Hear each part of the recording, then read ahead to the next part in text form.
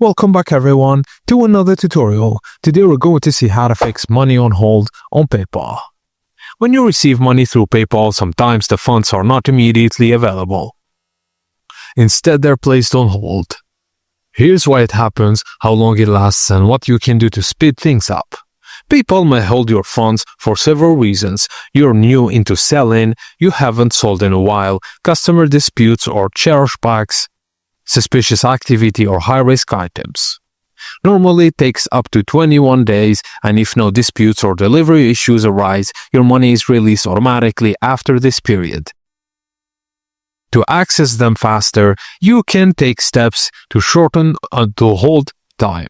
You can add tracking information, print USPS or UAPS labeled through PayPal, update order status for services or digital goods.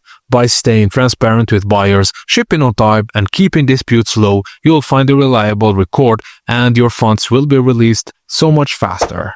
Thank you guys for watching, and please don't forget to like and subscribe for more.